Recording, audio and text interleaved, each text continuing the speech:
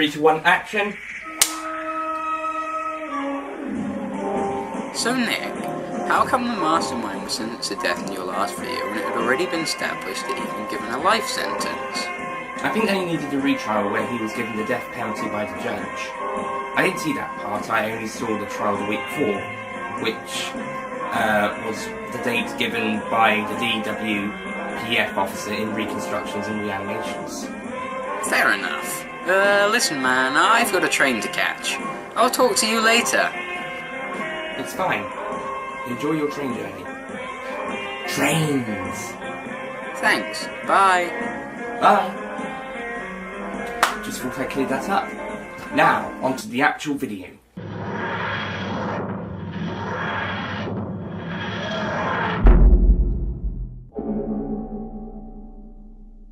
Okay, a bit of context here. We've not actually had a canon theatrical Doctor Who movie yet.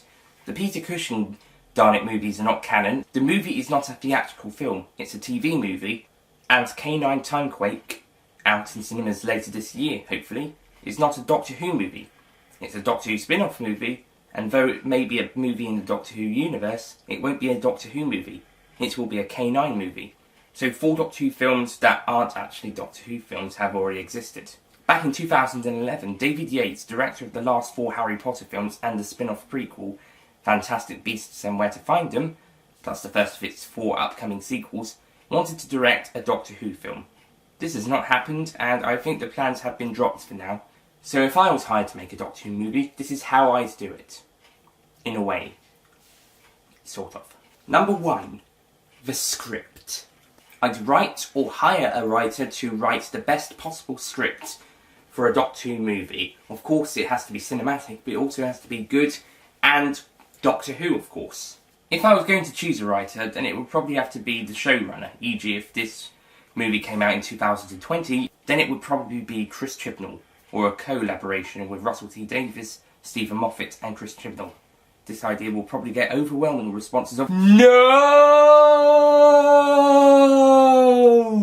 Alternatively, I would use one of the better writers of the show or the expanded universe to write it, like Mark Gatiss, Neil Gaiman or Robert Schumann.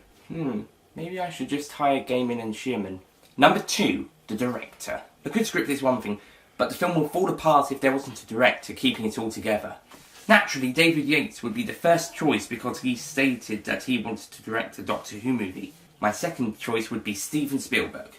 To be honest, he would be my preferred choice. But because David Yates was the most recent person to say so, and that was only a few years ago, then Spielberg has to be moved down to number 2 in case we do get round to making this movie. And Yates is still on board. My third choice would be Peter Jackson. Both Spielberg and Jackson are fans of the show, and both have spectacular directional visions. All 3 directors would bring their own takes on the film, but each ones have similarities that would work. It's also well known that Jackson wants to direct an episode of Doctor Who, so maybe we'll be able to get him to do a feature film for the series. Of course there are other directors out there, but if all else fails, I could always direct this film. I've already done a feature-length film that is Doctor Who related.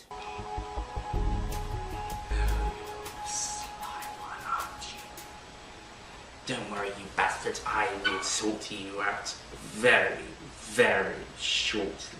Not another one. Oi, you! Don't even think about it. Hang on. Doctor! Thank goodness you're here. Ah, Agent Nick. Brilliant. How great to see you. He's up to no good. Cocked.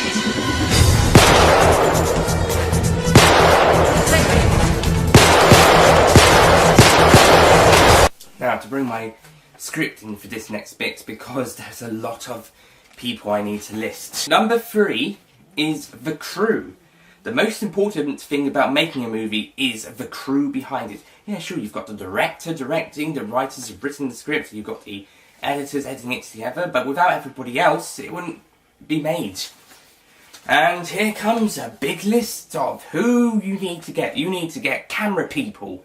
You need to get boom and sound operators, directors of photography, They're the people who shout action, cut, and that's a wrap. And if it's not the director, that is. And other stuff. Production and unit managers, assistant directors, and second or first unit ones, which are directors that will probably go on location elsewhere to the main action, so first unit, second unit, unless the main director does the first unit. Location crew, as I was just talking about. Production assistants, I've done a little bit of that.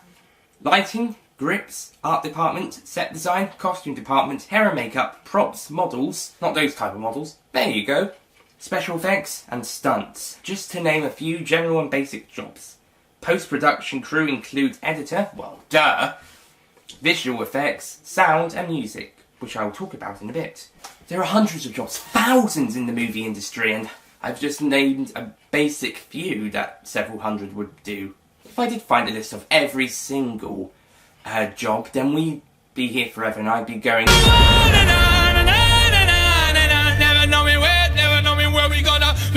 We gonna end up in the morning. Apologies, that was the class theme tune. It's gone. Apologies for any sound in the background, by the way. Number 4. The music score. A great music score is important, but it's not critical. Although I do suggest that you do have music in your movie, unless you're making a film for a soap like EastEnders or Coronation Street, for example. Now, Murray Gold is apparently leaving after Series 10. Is that confirmed?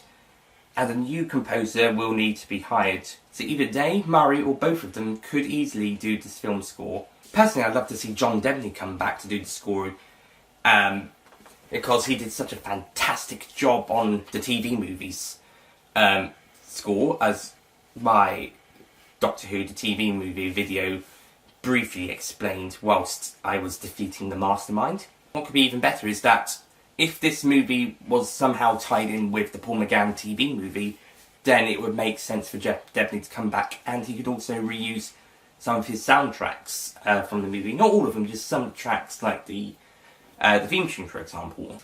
Other composers I think could do a great score include John Williams. If we get Spielberg to direct, then it's more likely we'll be able to get Williams involved in without, or vice versa.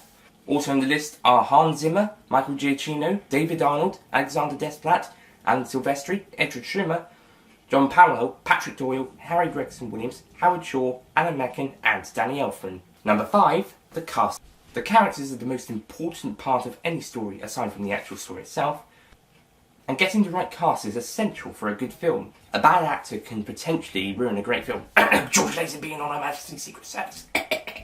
Alternatively, a bad film can ruin a great character or actor. Batman and Robin and pretty much everyone in it. I would rather see the current Doctor and companion in the film, and I struggle to cast an actor, or an actress if you want diversity or backlash or shake-up, to play the Doctor. Alternatively, it could feature a past Doctor, such as Paul McGann. I'm hoping for Debney's return, so if this was another 8th Doctor movie, then it would work really well. And it could also feature one of the 8th Doctor's companions from the Big Finish audio adventures, if we're not going to feature a brand new one like Grace in the TV movie. I say brand new one / standalone. I think one of the Big Finish ones would work, especially if it's tying in the Big Finish audios with the Doctor Who canon, just like Night of the Doctor did. Or at least Night of the Doctor tied in Big Finish as far as Dark Eyes, because that's how far they got in release order. And that's Dark Eyes 1, by the way. Here's a task for all of you Whoniversals fans at home. Let me know which characters you want to appear in the movie and who should play them, or which actor should play a brand new character in the film. I'll throw my own hat into the ring.